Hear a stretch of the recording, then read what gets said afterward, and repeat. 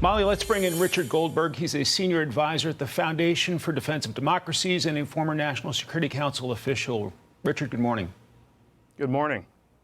Okay, so the Israeli army further advancing into Gaza. We also have some widespread airstrikes into Lebanon. What is your assessment of the war at this stage? Well, in Gaza, Israel has advanced quite well in northern Gaza. They're signaling that the days of Hamas in northern Gaza are numbered. We're seeing the Israeli control of Gaza City in most parts, some of the neighborhoods and cities north of Gaza City. So that part of the campaign is going well. The south is where a lot of the work remains, weeks probably on end, to clear out Hamas from some of the larger cities. We think of Khan Yunis, the second largest city in Gaza, where we believe the Hamas leader is hiding, where many hostages may be hiding. Israel is finding intense urban warfare there. They're also discovering an intense tunnel infrastructure, much larger than previously assessed in the south. I'd like to put President Biden's statement on the death of two American hostages, Judy and Good Haggai, on the screen. He says, "I will never forget what their daughter and the family members of other Americans held hostage in Gaza have shared with me. They've been living through hell for weeks." Prime Minister Netanyahu met with the representatives of 28 hostage families. How big of a headache is the hostage issue for him at this stage? Well, I think it's important for all Americans to remember this is one of the largest terror attacks on American citizens, not just on Israel. The death toll is now increasing as we start having confirmations of hostages being dead, now at least 34, I believe.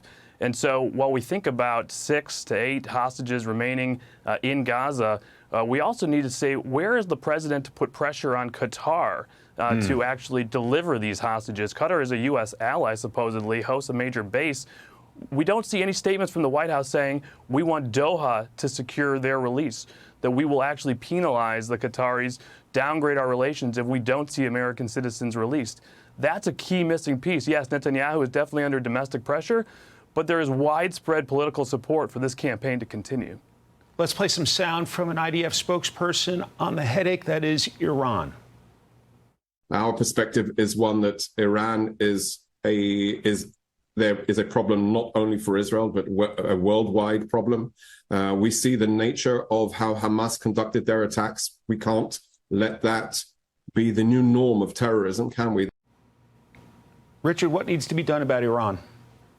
Well, it's unconscionable right now that there's $10 billion being made available to the regime by the Biden administration. They issued a waiver after October 7th to make that money available. That should be locked down. There's a bill in the Senate waiting for the Senate to take that up. The House already passed it. That should happen. We should be cracking down on their oil sales and transports to China. We should be snapping back the UN sanctions as well. But we also have to have a military deterrence in effect. That applies to Yemen. We have not seen a military response against the Houthis. And we need to be supporting Israel against Hezbollah in the north. Remember, Hezbollah is 10 times larger and more lethal than Hamas. That has to be a threat that's dealt with sooner or later. Israel is not going to allow that threat to remain on its border.